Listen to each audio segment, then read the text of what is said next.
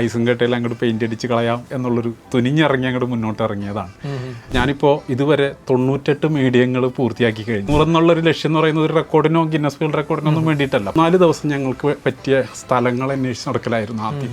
ഈ വെയിൽ വരുന്ന സമയത്തൊക്കെ ഐസ് ഇങ്ങനെ വിള്ളുന്ന പടക്കം പൊട്ടണ പോലത്തെ സൗണ്ടുകൾ നമുക്ക് പല സൈഡിൽ നിന്നൊക്കെ കേൾക്കാൻ പറ്റും. നമ്മളൊരു 30 അടി വലുപ്പത്തിൽ ചെയ്യണമെന്നൊക്കെ വിചാരിച്ചാണ് പോയത്. പക്ഷെ അവിടുത്തെ പ്രദേശത്തിൻ്റെ വലിപ്പം കണ്ടപ്പോൾ അവിടെ 30 അടി വളരെ ചെറുതായി പോകുന്നുള്ളത് വിചാരിച്ചിട്ട് നമ്മളതൊരു 70 അടിയാക്കി വലുതാക്കി എന്നുള്ളതാണ്. പണ്ട് പഴഞ്ചൊല്ലിൽ നമ്മൾ പറയുന്നത് പോലെ ഐസും കട്ടയിൽ എങ്ങനെ പെയിന്റ് അടിക്കുക എന്ന് പറഞ്ഞാൽ ബ്രഷിന് നമ്മൾ പെയിന്റ് മുക്കി അടിക്കുകയാണ് ചെയ്തത്. ഇവിടുത്തെ സിനിമാ താരങ്ങളെക്കാൾ സൂപ്പർ സ്റ്റാറുകളാണ് അവിടുത്തെ ചിത്രകാരന്മാരുടെ വാല്യൂ എന്ന് പറയുന്നത്. കൊറോണ വന്നാലും അല്ലെങ്കിൽ നമ്മളുടെ എന്താ പറയുക പ്രളയം വന്നാലും ഈ കലാകാരന്മാരാണ് ഏറ്റവും താഴെ പോകുന്ന, ജീവിക്കാൻ മാർഗമില്ലാത്തൊരവസ്ഥ വരുന്നത്.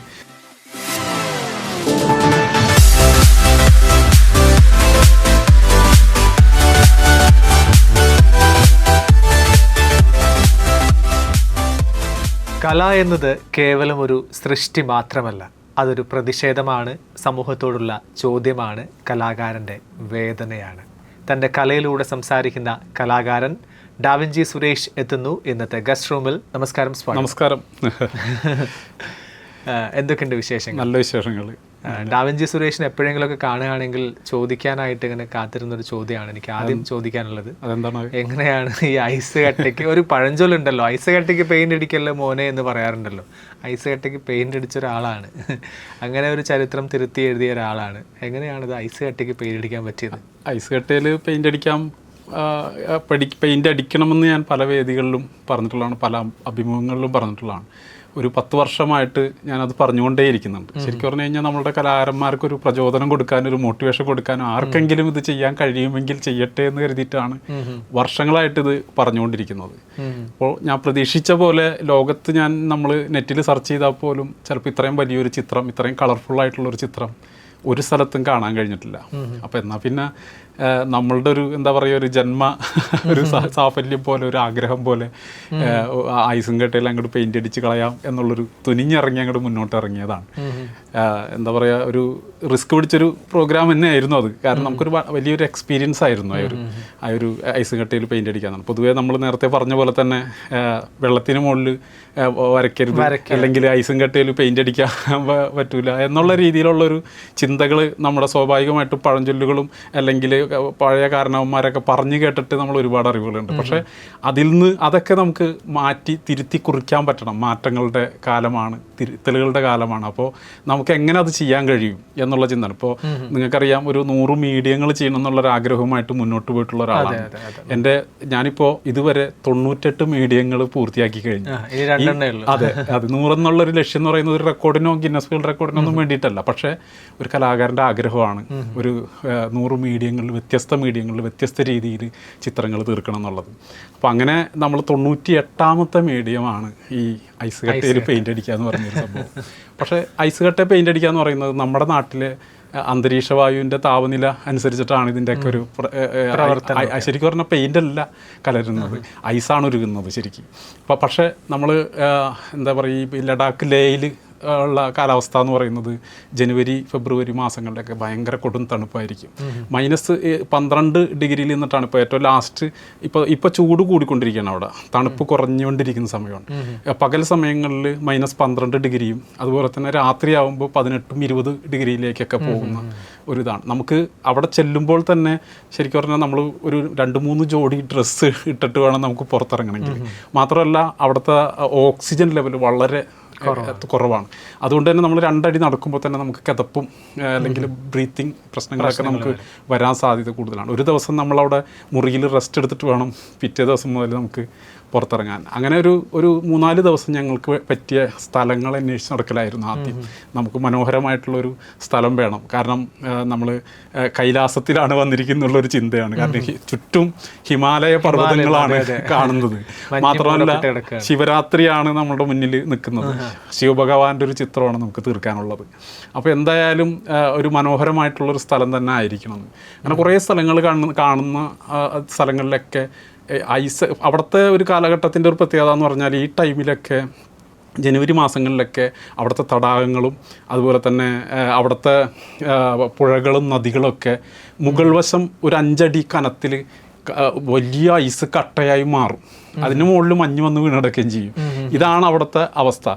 പലരും അവിടുത്തെ ആളുകളൊക്കെ സ്കേറ്റിങ്ങിന് പോവുകയും കാർ ഓടിക്കുകയും വണ്ടി ഓടിക്കുകയൊക്കെ ചെയ്യുന്നൊരു അതിന് മുകളിലൂടെ അത്രയും സ്ട്രോങ് ആണത്.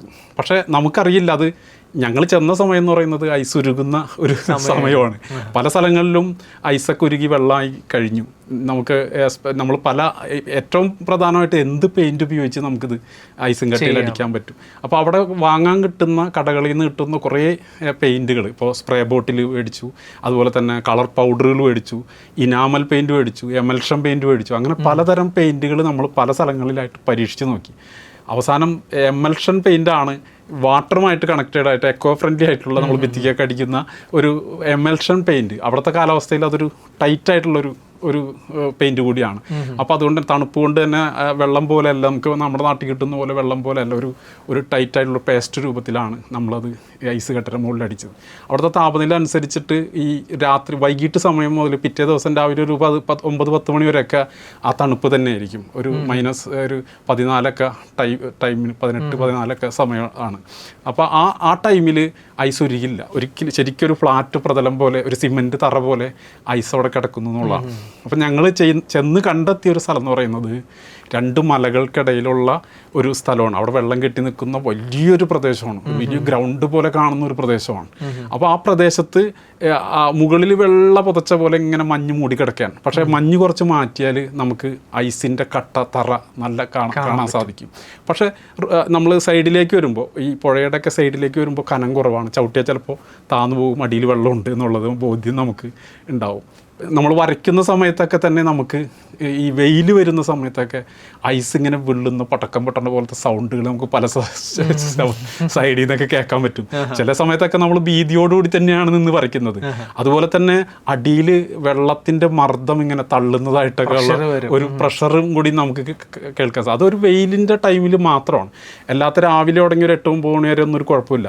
നമുക്ക് ധൈര്യമായിട്ട് നിന്ന് അതിൻ്റെ മുകളിൽ നിന്ന് ചെയ്യാവുന്ന ഒരു ഇതുണ്ടായിരുന്നു. അങ്ങനെ നമ്മളൊരു 30 അടി വലുപ്പത്തിൽ ചെയ്യണമെന്നൊക്കെ വിചാരിച്ചാണ് പോയത്. പക്ഷെ അവിടുത്തെ പ്രദേശത്തിൻ്റെ വലിപ്പം കണ്ടപ്പോൾ അവിടെ 30 അടി വളരെ ചെറുതായി പോകുമെന്നുള്ളത് വിചാരിച്ചിട്ട് നമ്മളതൊരു 70 അടിയാക്കി വലുതാക്കി എന്നുള്ളതാണ്. ഞങ്ങൾ 4 പേരാണ് ഈ ഒരു സംഘത്തിൽ കേരളത്തിൽ നിന്ന് പോയിട്ടുള്ളത്. ഞാനും എൻ്റെ മകൻ ഇന്ദ്രജിത്തും അതുപോലെ തന്നെ ക്യാമറാമാൻ സിംബാദ്, പിന്നെ നമ്മളുടെ ഒരു സ്പോൺസറും കൂടിയായിട്ടുള്ള ആചാര്യ ആർ വിശ്വനാഥ്. ഇവർ 4 പേരാണ് പോയത്. പക്ഷേ ഞങ്ങൾക്ക് എളുപ്പത്തിൽ അവിടെ പോയിട്ടൊരു ചിത്രം വരയ്ക്കാൻ ഒരിക്കലും സാധിക്കില്ല. കാരണം അവിടുത്തെ പെർമിഷൻ പ്രധാനമാണ്. നമ്മൾ ഡ്രോൺ ഷോട്ട് എടുക്കണമെങ്കിൽ തന്നെ ഡ്രോണിന് പെർമിഷൻ വേണം. പിന്നെ അവിടെ ഒരു പെയിൻറ്റിങ് ഓപ്പൺ സ്പേസിൽ ചെയ്യണമെങ്കിൽ അവിടുത്തെ അനുമതി വേണം. ഒരു മിലിറ്ററി ഏരിയ ആയതുകൊണ്ട് തന്നെ പട്ടാളക്കാരുടെ സഹായം വേണം.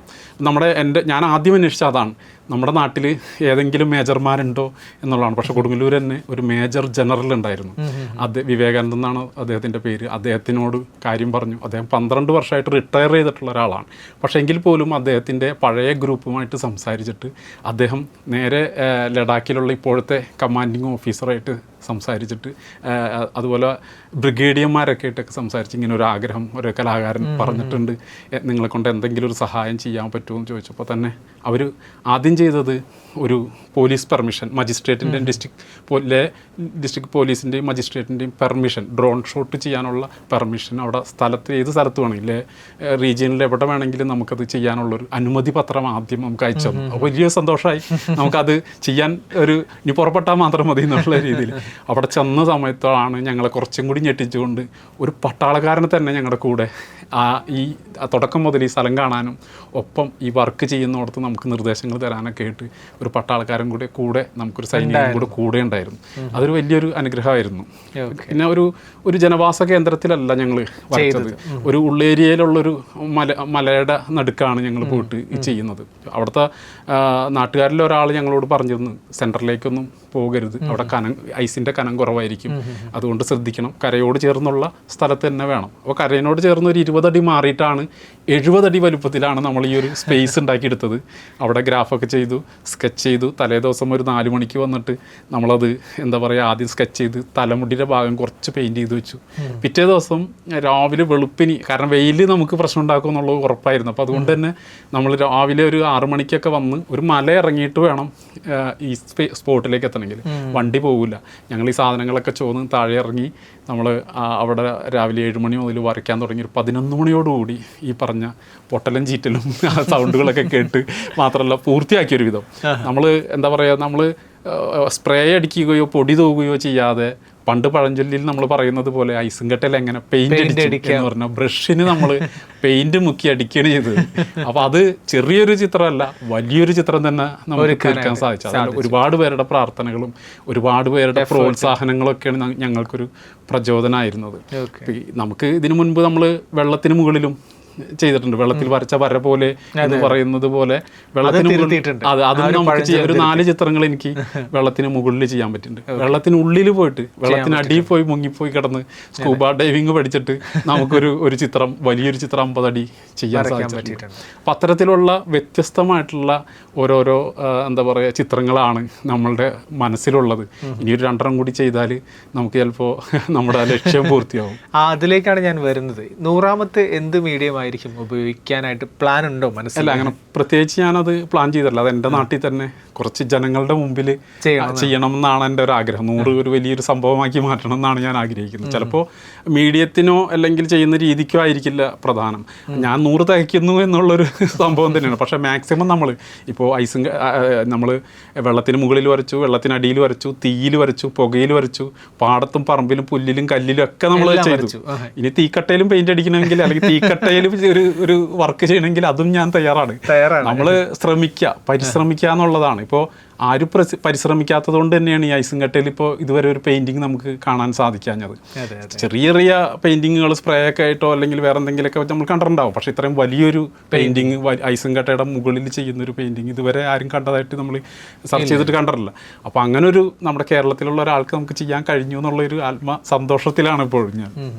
ഈ കൊടുങ്ങല്ലൂരുകാരൻ സുരേഷ് ഈ ഡാവിഞ്ചി സുരേഷായി മാറിയത് അത് എന്തുകൊണ്ടാണ്? അതെന്തായിരുന്നു? ഉള്ളിലുള്ള ഒരു ആഗ്രഹം കൊണ്ടാണോ, സപ്പോർട്ട് കൊണ്ടാണോ, എന്തായിരുന്നു അങ്ങനെ ഡാവിഞ്ചി സുരേഷിലേക്കുള്ള ഒരു പരിണാമത്തിന് കാരണം? ഡാവിഞ്ചി എന്നുള്ള പേര് നമുക്കറിയാലോ. ഇറ്റലിയിലുള്ള മഹാനായിട്ടുള്ള ചിത്രകാരനാണ് ലിയാനാർഡോ ഡാവിഞ്ചി എന്ന് പറഞ്ഞാൽ ഡാവിഞ്ചി എന്നുള്ള സ്ഥലപ്പേരാണ്. അപ്പോൾ ആ ഒരു പേര് എൻ്റെ ജ്യേഷ്ഠനാണ് ഒരു സ്റ്റുഡിയോനി തൂലികാനാമമായിട്ട് സ്വീകരിച്ചത്. ഞാനും ചേട്ടൻ്റെ കൂടെ കുറേ നാൾ വർക്ക് ചെയ്തിരുന്നതാണ്. അപ്പോൾ അതുകൊണ്ട് തന്നെ ഞങ്ങളെല്ലാവരും ഈ ഒരു ഡാവിഞ്ചി കുടുംബം എന്നുള്ള രീതിയിൽ തന്നെയാണ് എല്ലാവരും അറിയപ്പെടുന്നത്. പക്ഷേ നമ്മളൊരു 10ാം ക്ലാസ്സൊക്കെ കഴിഞ്ഞപ്പോൾ മുതൽ എനിക്ക് എന്തെങ്കിലും സ്പെഷ്യലായിട്ട് കുറച്ചൊക്കെ ചെയ്യണം എന്നുള്ളൊരു മോഹം തോന്നി തുടങ്ങിയിരുന്നു. സാധാരണ ആർട്ടിസ്റ്റുകൾ ചെയ്യുന്ന colour pencil, water colour, acrylic, oil paint, അങ്ങനെ നിരവധി മീഡിയങ്ങൾ സ്ഥിരം എല്ലാവരും ചെയ്യുന്ന മീഡിയങ്ങളുണ്ട്. അതൊക്കെ ഞാനും ആദ്യം തുടക്കത്തിൽ ചെയ്തിട്ടുണ്ട്. പക്ഷേ ഒരു 30 മീഡിയം കഴിഞ്ഞപ്പോൾ നമുക്ക് പുതുതായിട്ട് എന്തെങ്കിലും ചെയ്യണം എന്നുള്ളൊരാഗ്രഹം തോന്നി തുടങ്ങി. അങ്ങനെയാണ് നമ്മളെ അടുക്കളയിൽ, നമ്മുടെ വീട്ടിൽ തന്നെയാണ് ആദ്യത്തെ പരീക്ഷണങ്ങളൊക്കെ. അപ്പം വീട്ടിലെ അടുക്കളയിൽ ഉണ്ടായിരുന്ന ചട്ടിയും കൊലവും പാത്രമൊക്കെ കട്ടിലിന് മുകളിൽ ഇങ്ങനെ നിരത്തി വെച്ചിട്ട് ഒരു മോഹൻലാലിന്റെ ഒരു ആടുതോമയുടെ ഒരു ചിത്രം ഉണ്ടാക്കിയിട്ടുണ്ടായിരുന്നു. അതൊരു 3D മെത്തേഡിലാണ് അത് ചെയ്തത്. നമ്മൾ സൈഡിലൊക്കെ നോക്കുമ്പോൾ ചിലപ്പോൾ അതൊരു കുറേ പാത്രങ്ങൾ ഇങ്ങനെ അടക്കി വെച്ചിരിക്കുന്നതായിട്ട് തോന്നും. പക്ഷെ നമ്മളതൊരു വ്യൂ പോയിന്റിൽ നിന്ന് സ്ട്രെയിറ്റ് ഒരു ഫോട്ടോ ക്യാമറയിലൂടെ നോക്കുമ്പോൾ അതൊരു ചിത്രമായിട്ട്, ലാലേട്ടൻ്റെ ഒരു കൂളിംഗ് ഗ്ലാസ് വെച്ചൊരു ചിത്രമായിട്ട് നമുക്ക് തോന്നും. അപ്പോൾ അത്തരത്തിൽ പിന്നെ പൃഥ്വിരാജിൻ്റെ ഒരു ചിത്രം ചെയ്ത് വിറകുകൾ, വീട്ടിലുള്ള വിറകുകൾ ഉപയോഗിച്ചിട്ടാണ്. മമ്മൂട്ടിയുടെ ചിത്രം ചെയ്തത് നമ്മളൊരു മൊബൈൽ ഫോൺ, 600 മൊബൈൽ ഫോണും 6000 മൊബൈൽ അക്സസറീസും ചേർത്തിട്ടാണ് മമ്മൂട്ടിയുടെ ഒരു ചിത്രം നമ്മൾ ചെയ്തത്. അതേപോലെ ദുൽഖർ സൽമാന്റെ ചിത്രം ചെയ്ത് പെബിൾസ്, പല നിറങ്ങളിലുള്ള കല്ലുകൾ നിരത്തി വെച്ചിട്ടാണ്. അതുപോലെ നമ്മുടെ ഫഹദ് ഫാസിലിന്റെ ആണി അടിച്ചുകൊണ്ടാണ് ഒരു ബോർഡ് ചെയ്തിരുന്നത്. അങ്ങനെ ഇപ്പോൾ നമ്മുടെ ടൊവിനോ തോമസിന്റെ ചിത്രം ചെയ്തൊരു പാടത്ത് കരനെല്ല് നട്ടുകൊണ്ടാണ്. അങ്ങനെ നിരവധി മീഡിയങ്ങൾ നമുക്കുണ്ട്. നമ്മൾ നമ്മുടെ ഭൂമിയിൽ തന്നെ ഒട്ടനേകം മീഡിയങ്ങളുണ്ട്. നമ്മൾ തേടി അത് കണ്ടുപിടിച്ച് അത് പരിശ്രമിച്ച് നമ്മളത് ചെയ്യാൻ ശ്രമിച്ച ഒരുപാട് പേർക്ക്, എൻ്റെ ഉദ്ദേശവും അങ്ങനെ തന്നെയാണ്, നാട്ടിലുള്ള ഒരുപാട് കലാകാരന്മാരെ പ്രചോദിപ്പിക്കുകയും ഉണർത്തുകയും അതുപോലെ തന്നെ വ്യത്യസ്തമായിട്ടുള്ള കലകൾ ഓരോരുത്തർക്കും അവരുടേതായ സ്പേസ് ഉണ്ട്. എല്ലാ കലാകാരന്മാർക്കും അവരുടേതായ എന്താ പറയുക ചിന്തകളും ഭാവനകളൊക്കെ കാഴ്ചവെക്കാൻ കഴിയുന്ന ഒരു ലോകമാണത്. നമ്മൾ ലിയാനാർഡോ ഡാവിഞ്ചീനെ അറിയപ്പെടുന്നത് എന്തുകൊണ്ടാണ്? നമ്മൾ ഈ ഒരു കേരളത്തിലുള്ള ഒരു കോണിൽ ജീവിക്കുന്ന ആളുകളൊക്കെ Leonardo da Vinci, Michael Angelo, Picasso എന്നൊക്കെ പറയുന്ന മഹാന്മാരായിട്ടുള്ള കലാകാരന്മാരെ നമ്മൾ അറിയുന്നത് അവരുടെ കലകളുടെ മഹത്വം കൊണ്ടും അവരുടെ ചിന്തകളും ഭാവങ്ങളും അത്രയും വ്യാപ്തിയുള്ളത് കൊണ്ടാണ്. അപ്പോൾ അത്തരത്തിൽ നമ്മളുടെ കേരളത്തിലും കുറേ കലാകാരന്മാർ നമുക്കുണ്ട്. അവരുടെയൊക്കെ കല വളർത്താനും അവരുടെ കല ലോകം മുഴുവൻ എത്തിക്കാനൊക്കെ നമുക്ക് സാധിക്കണം. അപ്പോൾ കലയെ ശ്രദ്ധിക്കണം. ഒരു ഫോറിൻ കൺട്രീസിലാണെങ്കിൽ, ഇപ്പോൾ യൂറോപ്പിലോ അമേരിക്കയിലോ ഒക്കെ ആണെങ്കിൽ ഇവിടുത്തെ സിനിമാ താരങ്ങളെക്കാൾ സൂപ്പർ സ്റ്റാറുകളാണ് അവിടുത്തെ ചിത്രകാരന്മാരുടെ വാല്യൂ എന്ന് പറയുന്നത്. അപ്പോൾ ആ തരത്തിൽ നമ്മളുടെ നാട് അത്രയും എന്താ വേണമെങ്കിൽ വളർന്നിട്ടില്ല. വളരാൻ തക്ക ശേഷിയുള്ള കലാകാരന്മാർ നമ്മുടെ നാട്ടിലുണ്ട്. അപ്പോൾ അതിനൊക്കെ ഒരു സർക്കാർ തലത്തിൽ ഒരു പ്രോത്സാഹനമോ പരിപോഷണമോ ഒക്കെ ഉണ്ടെങ്കിൽ തന്നെ നമ്മുടെ നാട്ടിലെ കല വളരുമെന്നാണ് ഞാൻ ഇപ്പോഴും വിശ്വസിക്കുന്നത്. അപ്പോൾ അത്തരത്തിൽ ഇപ്പോൾ ഒരിക്കലും മുഖ്യമന്ത്രിയോട് ചോദിക്കാമെന്നുള്ളൊരു ഒരു അവസരം കിട്ടിയ സമയത്ത് 2 കാര്യങ്ങളാണ് ഞാൻ മുഖ്യമന്ത്രിയോട് ചോദിച്ചത്. ഒന്ന്, നമ്മൾ ടൂറിസം വകുപ്പുകളിൽ നമ്മൾ ആർക്കിടെക്റ്റുകളെയും എൻജിനീയർമാരെയും ഉൾപ്പെടുത്തുന്നത് പോലെ ഹൈ ടാലൻറ്റഡ് ആയിട്ടുള്ള ഒരു ആർട്ടിസ്റ്റിനെയും കൂടെ ഉൾപ്പെടുത്തുകയാണെങ്കിൽ നമ്മളുടെ നഗരമധ്യത്തിലെ ബിൽഡിങ്ങുകളും നിർമ്മിതികളും എന്തിനു വേണ്ട ഒരു ബസ് സ്റ്റോപ്പ് പോലും കലാപരമായിട്ടുള്ളൊരു ഭംഗി രൂപപ്പെടും. നമ്മളിപ്പോൾ ദുബായിലോ സൗദിയിലൊക്കെ പോകുമ്പോൾ കാണുന്ന ഒരു മനോഹാരിത ഉണ്ടല്ലോ, ബിൽഡിങ്ങുകളുടെ ഒരു മനോഹാരിത, അല്ലെങ്കിൽ മറ്റുള്ള രാജ്യങ്ങളിലൊക്കെ പോകുമ്പോൾ കാണുന്ന ഒരു മനോഹാരിത നമ്മളുടെ സംസ്കാരവുമായിട്ട് യോജിപ്പിച്ചിട്ടുള്ള ഒരു രീതിയിലേക്ക് നമുക്ക് കലാപരമായിട്ടുള്ള സൗന്ദര്യം നമ്മുടെ നിർമ്മിതികളിൽ കൊണ്ടുവരാൻ സാധിച്ചാൽ അത് ടൂറിസ്റ്റുകളെ കൂടുതൽ കേരളത്തിലേക്ക് ആകർഷിക്കപ്പെടുന്ന ഒന്നായി മാറും. പിന്നെ പല സ്ഥലങ്ങളും വൃത്തിയായി.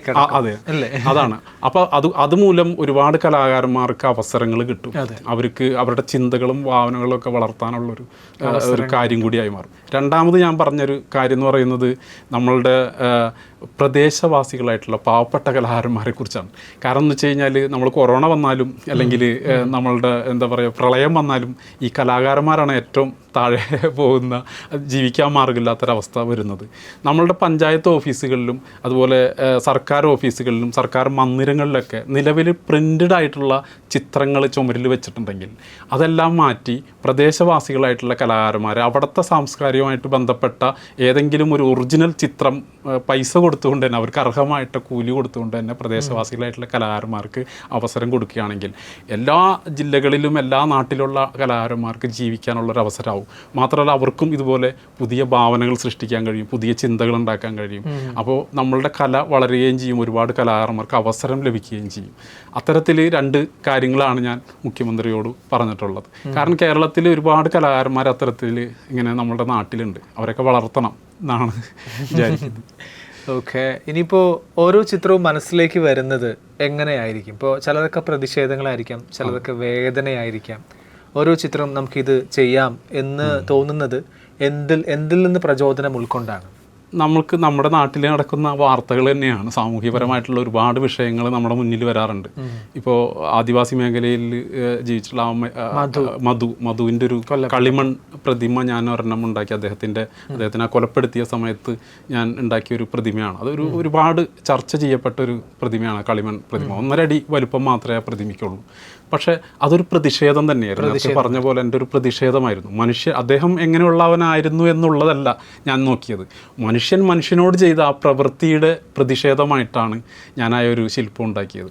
അതൊരുപാട് ചർച്ച ചെയ്യപ്പെടുകയും ചെയ്യും. അതുപോലെ തന്നെ നമ്മൾ പ്രളയം വന്ന സമയത്ത് എന്താ പറയുക, മത്സ്യത്തൊഴിലാളികൾ ഒരുപാട് പേരെ രക്ഷിച്ച, ബോട്ടും വള്ളമൊക്കെ ഇട്ട് രക്ഷിച്ച കഥ നമുക്കറിയാം. അന്ന് എനിക്ക് തോന്നിയത് അവർക്കൊരു ആദരവ് കൊടുക്കണം എന്നാണ്. അപ്പോൾ അന്ന് ഞാനൊരു 12 അടി വലുപ്പമുള്ള വലിയൊരു ശില്പമാണ് ഉണ്ടാക്കിയത്. അടിയിലൊരു അർദ്ധ ഭൂമിഗോളം കാണിച്ചു. അതിൽ ഇന്ത്യ, കേരളമൊക്കെ അടയാളപ്പെടുത്തി, 2018 എന്ന് അടയാളപ്പെടുത്തി. അതിലൊരു തിരമാലകൾക്കുള്ളിലൊരു വഞ്ചി ഇങ്ങനെ നിൽക്കുന്നതായിട്ട് കാണിച്ചു. ആ വഞ്ചിയിൽ കുറേ മത്സ്യത്തൊഴിലാളികൾ നിരന്ന് നിന്നിട്ട് കേരളം ഇങ്ങനെ ഉയർത്തിപ്പിടിച്ച് നിൽക്കുന്നതായിട്ട് കാണിച്ചു. ആ കേരളത്തെ ഉയർത്താനായിട്ട് ഒരു ഇന്ത്യൻ സൈന്യത്തിൻ്റെ ഹെലികോപ്റ്റർ വന്ന് നിൽക്കുന്നത് വരെ ആ ഒരു സാധാരണക്കാരന് കണ്ടാൽ മനസ്സിലാവുന്ന ഒരു ശില്പമായിട്ട് ഞാനതിനെ ചെയ്തു. അത് കേരള ലളിതകലാ അക്കാദമിയെ ഏറ്റെടുക്കുകയും അത് സെക്രട്ടേറിയറ്റിന് മുമ്പ് വെച്ച് ആ ഒരു ശില്പം ലേലം ചെയ്യുകയും 1 ലക്ഷം രൂപ അതിൽ നിന്ന് കിട്ടിയ 1 ലക്ഷം രൂപ മുഖ്യമന്ത്രിയുടെ ദുരിതാശ്വാസ ഫണ്ടിലേക്ക് അന്ന് സംഭാവന ചെയ്യുകയും ചെയ്തു. എനിക്ക് അതിനേക്കാൾ കൂടുതൽ സന്തോഷം തോന്നിയത് ആ ശില്പം ഇപ്പോൾ ഇരിക്കുന്നത് നമ്മുടെ നിയമസഭയ്ക്കുള്ളിലെ മ്യൂസിയത്തിലാണ്. അതവിടെ എത്തുമെന്ന് കരുതിയിട്ട് ഞാൻ ചെയ്തതല്ല, പക്ഷേ ഒരു മത്സ്യത്തൊഴിലാളികളുള്ള ഒരു ആദരവിൻ്റെ പേരായിട്ട് അല്ലെങ്കിൽ എൻ്റെ ഒരു അടയാളപ്പെടുത്തലായിട്ട് അതെന്നും ഇപ്പോഴും അവിടെ ഇരിക്കുന്നുണ്ടെന്നാളാണ് എൻ്റെ വിശ്വാസം. അപ്പോൾ അതുപോലെ നമ്മൾ രണ്ടാമത്തെ പ്രളയത്തിന് നൗഷാദ് കാട തുണി കൊടുത്ത് നന്മ ചെയ്ത നൗഷാദ് കാട ഒരു ചിത്രം എൻ്റെ വീട്ടിലെ തുണികളൊക്കെ തന്നെ ഉപയോഗിച്ചുകൊണ്ട് കോവിഡ് സമയത്തും ഇതുപോലെ കുറച്ച് വർക്കുകളൊക്കെ കേരള കാർട്ടൂൺ അക്കാദമിയായിട്ട് സഹകരിച്ച് വന്നിട്ട് കാർട്ടൂൺ മതിൽ ഈ പാലക്കാടും നമ്മൾ വന്ന് വരച്ചിട്ടുണ്ട്. അതും ലോക്ക്ഡൗൺ ആയ സമയത്ത് ഒരാളും പുറത്തിറങ്ങാതിരിക്കുന്ന സമയത്ത് കാർട്ടൂണിസ്റ്റുകൾ പുറത്തിറങ്ങി ബോധവൽക്കരണ ചിത്രങ്ങൾ കേരളം മുഴുവൻ കാർട്ടൂൺ മതിലായിട്ട് രൂപപ്പെടുത്തിയിരുന്നു. അങ്ങനെ കണ്ടിന്യൂസ് ആയിട്ട് ഒരു 63 ദിവസം ബോധവൽക്കരണ ചിത്രങ്ങളും ഞാൻ വരച്ച് എല്ലാ ദിവസവും സോഷ്യൽ മീഡിയയിൽ ഇട്ടുകൊണ്ടിരുന്നു.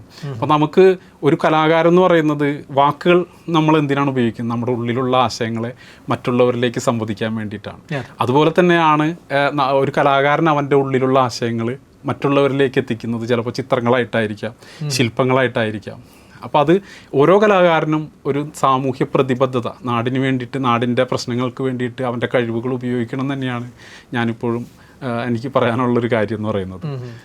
ഒരു കാലത്ത് മിമിക്രി കലാകാരനായിരുന്നു ഞാനിങ്ങനെ കേട്ടിട്ടുണ്ട്. ഏഷ്യനെറ്റിലെ സിനിമയിലൊക്കെ ഉണ്ടായിരുന്നു, അതിന്റെ പിന്നണിയിലുണ്ടായിരുന്നു, അഭിനേതാവായി ഉണ്ടായിരുന്നു എന്നൊക്കെ കേട്ടിട്ടുണ്ട്. ശരിയാണോ? എന്താണ് ആ ഒരു മേഖലയിലേക്ക്? ഞാൻ ചെറുപ്പം മുതലേ എല്ലാ തരം കലകളും ചെയ്യും. ചിത്രം വരയ്ക്കുകയും അതുപോലെ തന്നെ ശില്പം ഉണ്ടാക്കുകയും അതുപോലെ തന്നെ പാട്ടുപാടുകയല്ല, പാട്ട് എഴുതുകയും സംഗീതം കൊടുക്കുകയൊക്കെ ചെയ്യുന്ന, അഭിനയിക്കുന്ന, മിമിക്രി ചെയ്യുന്ന, സ്വന്തം ഒരു മിമിക്രി ട്രൂപ്പ് വരെ ഉണ്ടായിരുന്ന ഒരാളായിരുന്നു ഞാൻ. കലാഭവൻ മണിച്ചേട്ടൻ്റെ ഒരു അവാർഡും പിന്നെ പേവാർഡും പിന്നെ ഞാനെന്ന് പറഞ്ഞൊരു കാസറ്റിൽ എൻ്റെ ഒരു ശബ്ദം കൂടിയുണ്ട്. അദ്ദേഹമായിട്ട് കുറേ വർഷങ്ങളായിട്ടുള്ളൊരു പരിചയമുണ്ട്. അദ്ദേഹത്തിൻ്റെ ഒരു പ്രതിമ, അദ്ദേഹത്തിൻ്റെ മരണശേഷം ഞാൻ അവിടെ ഒരു ഗോൾഡൻ പ്രതിമ അവിടെ ചെയ്തു വെച്ചിട്ടുണ്ടായിരുന്നു. അപ്പം അഭിനയവും നമ്മളുടെ കൂടെ കൊണ്ടുനടക്കുന്ന ഒരു കാര്യം, ഒരു പാഷനാണ്, നമ്മുടെ ഒരു ഇഷ്ടങ്ങളാണല്ലോ. നമ്മൾ ഭൂമിയിൽ എത്ര കാലം ജീവിച്ചിരിക്കുന്നു എന്നുള്ളതിലല്ല കാര്യം, ജീവിച്ചിരുന്നപ്പോൾ നമ്മൾ എന്ത് ചെയ്തു എന്നുള്ളതിൽ തന്നെയാണ് പ്രധാനം. നമുക്ക് ഓരോ ലക്ഷ്യങ്ങളുണ്ടാവാം, ഒപ്പം നമ്മുടെ കഴിവുകൾ ഉപയോഗിക്കാനുള്ളൊരു സമയം കൂടിയായിട്ടാണ് ഞാൻ ഈ ജീവിതത്തെ കാണുന്നത്. അപ്പോൾ എല്ലാത്തിലും ഒരു കൈ നോക്കും. അതെ.